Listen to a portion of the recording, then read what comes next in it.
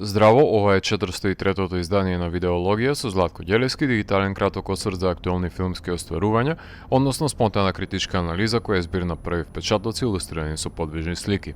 На денешниот репертоар е Марти Суприм од Джош Сафди, о кој станува збор за 23-годишниот њујорчанец Марти Маузер, глумен од Тимоти Шаломе, кој има за цел да ги исполни собствените егоцентрични желби, искористувајќи ги сите познајници при тоа. Тој смета дека поседува потенцијал да биде најдобриот играч на пинг-понг во светот во 1952 година и сака да го докаже тоа пред сите, само што не ја добива потребната поддршка, ниту заработува од неговите надпревари. Целта е да стигне до светското првенство на кое не може да си дозволи да присуствува, а не баре да победи на него. Познанството со пензионираната филмска звезда од 30-тите години, Ки Стоун, глумена од Гвинет Пелтроу, и нејзиниот моќен сопруг, бизнисменот Милтон Роквел, глумен од Кевин Олири, ќе смета дека се доволно наивни да може да ги изигра најпрви нив, а потоа да пристигне да игра на првенството, само што плановите во неговата глава не се пресликуваат и одвиваат така што посакува во реалноста надвор од неа. Како припадник во таборот на филмските критичари, кои во даден аспект се убедени дека не секој антагонист мора да се хуманизира и да се обезличи неговиот карактер со атипично ископување на неговото златно срце, може да констатирам дека Марти си го заслужи епитетот да остане шупак до крај.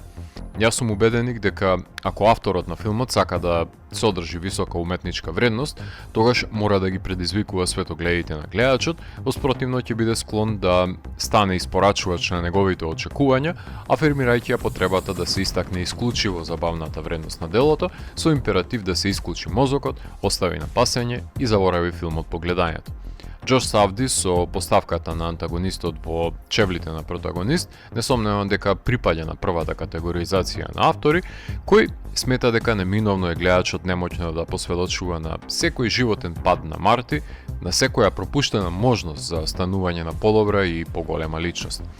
За Марти целта, односно победувањето на првенството пинг-понг, ги оправдува средствата и подготвен е за тој професионален ангажман да прегази врстелата на блиските, пријателите и познајниците. Започнувајќи од злоупотребата на можностите за пристојна заработка, кој му ги нуди неговиот чичко, кој се грижи за неговата доминантна мајка,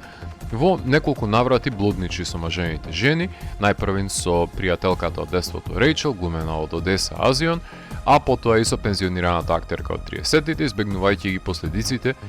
и при двата куплераи, додека во едниот случај последиците не го погледнат во лице и да можеа да зборуваат без устиле: ако овој ми е татко, врати ме назад. Ги искористува неговите пријатели да ги финансираат излишните портокалови топчиња,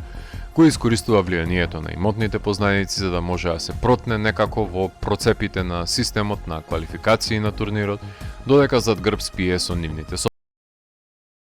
овие назнаки и показатели доаѓам до согледбата дека неранимајкото Марти е всушност идеализирана верзија на македончето,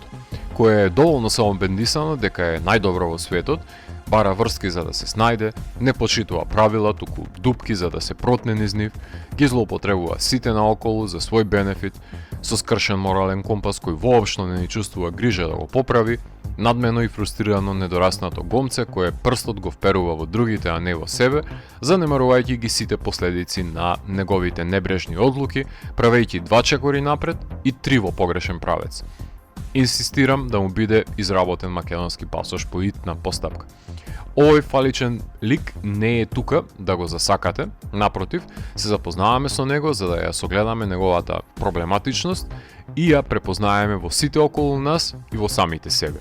Еден сличен аморален носител на хаос, браќата Сафди има на почетокот на кариерата во Деди Лонглекс, кој го предводеше Лени, подвижниот караван на верзија, па може да напоменеме дека Марти е негов автоомаж или пак ќе стане како него кога ќе порасне и сите ќе завршат како ликот кој го глумеше Адам.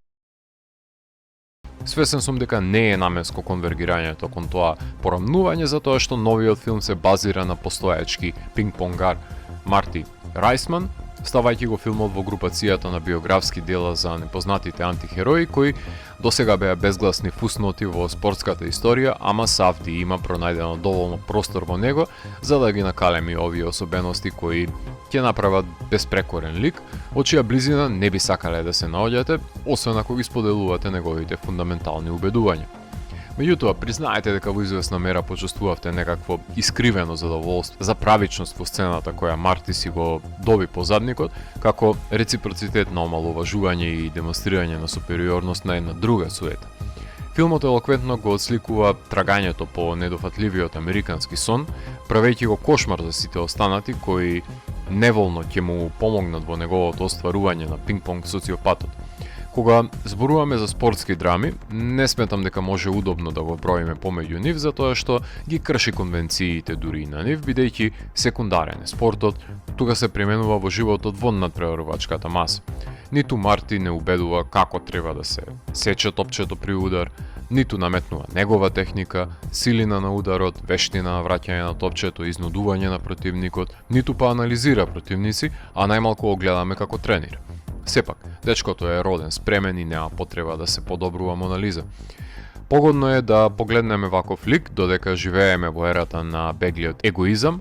нарцисоидното себепреценување и компетитивниот индивидуализам, каде, исто како и Марти, мислиме дека сме главна улога во сечи филм, а сите други се епизодисти, NPC-а, што би рекле геймерите. Затоа Марти игра и соло спорт, иако не можем да го замислам да биде колаборативен доколку би играл в двојки. Имате и нишки, поврзани за расните стереотипи на епохата, која се оживува во американското општество, дерогирање од секаков тип, како и индикативна изведба на актерот од Son of Saul, кој исто така глуми преживеан од логорите во Втората светска војна, која во тој период е уште со отворени рани. И семејството на Марти се мигранти во САД, само што за разлика од генерацијата на родителите, икарот Марти е убеден дека е роден за многу поголеми нешта, како на пример да владее со светот со секој удар на топчето и очајно сака да го освои секој сет, подготвен да оди до крајни инстанци ако тие постојат воопшто.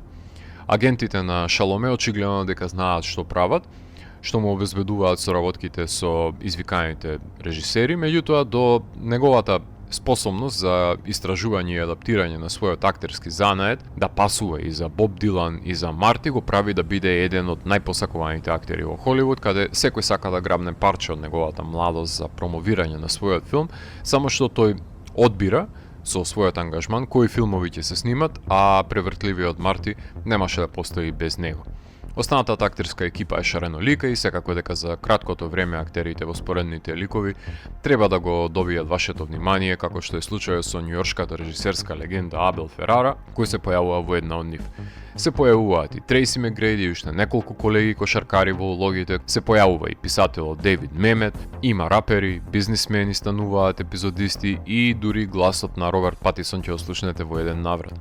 Секако дека не смее да се изостави враќањето од нафталин на Гвинет Пелтроу, како е на постојка во плановите за освојување на светот на Марти, пресметувајќи се со него не на масата за пинг-понг, туку во кревет.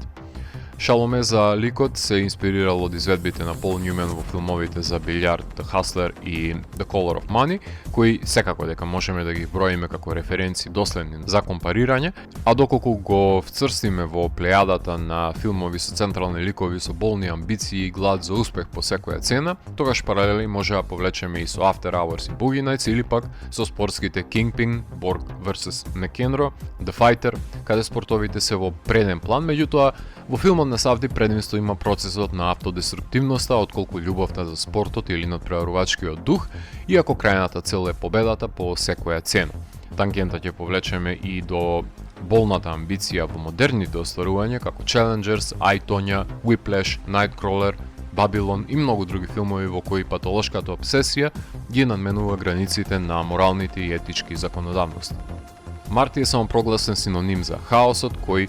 мора да се рефлектира некако и врз музиката, а долгогодишниот композитор на браќата Сафди, Даниел Лопатин, максимално го експлоатираше синтесајзерот да направи мелодии кои се аналогни на музичката оставнина од 80-тите, со доста неокласичен пристап во овие 20 винјети кои го пресликуваат поривот на нескротливиот лик и превирањето во него на болната амбиција која го засенува секој можен аспект на битисувањето. Засечени се и со неколку хорски извици. Во траурната пресметка на The Real Game срамежливо навира и саксофонот, кој секогаш ме радува кога ќе го наслушнам во интергалактичките прокрок композиции на Лопатин, секогаш прекумерни, но никогаш доволни. Tears for Fears и Alphaville си го наоѓаат своето место на саундтракот, кои се одестуваат по сродност на скорот на Лопатин. Иако во минатото Џош повеќе беше посветен на пишувањето на сценаријата и кадрирањето на филмовите на Сафти, исто како и Бени, тој се фати да го монтира филмот, но за таа цел се послужи со помошта на неговиот долгогодишен монтажер Роналд Бронштайн, оставајќи го Бени самиот да си го монтира неговиот нов филм, додека пак Џош и Роналд го филтрира патот до неуспехот на Мартин и сите животни ќорсокаци, меѓутоа френетичната и хипертензична монтажа, која е ненадминлив синоним во нивните филмови и тоа како е се присутна и во оваа творба, и токму ова дело е соодветно за да биде пресликана фуриозноста на ударите, на ентропијата кои ги нанесува Марти во обкружувањето во кој ќе се протне. Кинематограферот кој ја ваја темнината за да го најде снопот светлина во неа, Дариус Конџи, снима на 35 мм поголемиот дел, има и дигитални кадри во филмот, користија на морфни леќи и долги зумови за да се продре под кожата на карактерите, да бидеме ние наблюдувачи на преварот со таа привилегија на доближување, а прекрасни се кадрите во кои се одвоени масите под избориштето на светлината, додека останатите се проголтани во мракот, навивајќи за пропаста на Марти, снимајќи подеднакво стилизиран и впечатлив визуелен материјал, која доловува сеопфатната силина која ја демонстрира Марти при секоја конфронтација. Последен пат браќата Савди беа застапени во видеологија со одличниот Uncut Gems, меѓутоа по снимањето на тој филм секој од браќата замина по својот пат, со тоа што жал ми е што во емисијата нема место за The Smashing Machine од Бени, кој не ги исполнува критериумите на видеологија за да добие рецензија, кој исто така работеше филм за спортист, односно UFC борачот, глумен од Дуейн The Rock Johnson, кој не направи кој знае каков ишчекор во спортскиот биопик, ниту пак имаше некоја подлабока елаборација во животот на борачот, но тоа не ги спречи во Венеција да му дадат сребрен лав. Што се однесува до Џош Савди, тој е многу подоследен до хаотичната енергија на естетско рамниште, по кое се препознатливи браќата, меѓутоа не прават некој драстичен скок на естетските одредници во соло проектите, за разлика од Џоел и Итан Коен, например.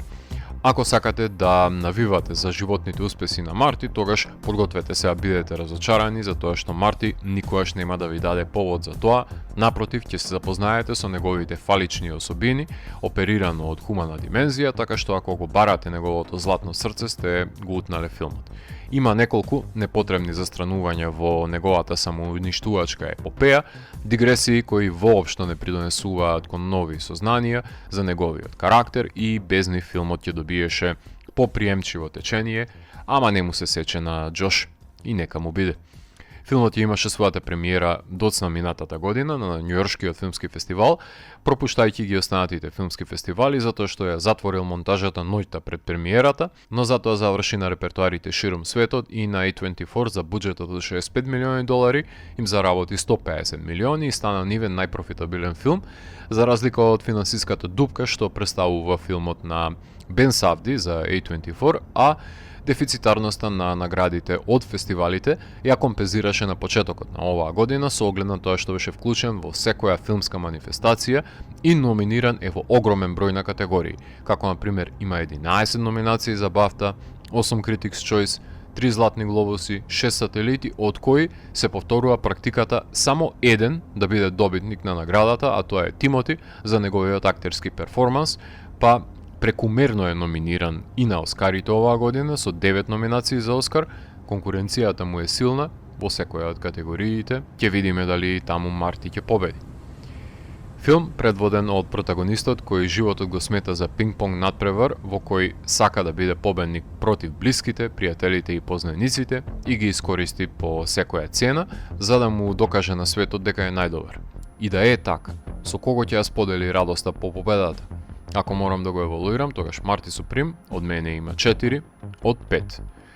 Доколку ви се допадна 403-тото издание на дигиталната архива Видеологија, лекувајте го видеото, споделете го и следете го каналот. Последете и поснатите рецензии на виртуелната полица. Ви благодарам за вниманието. Поздрав!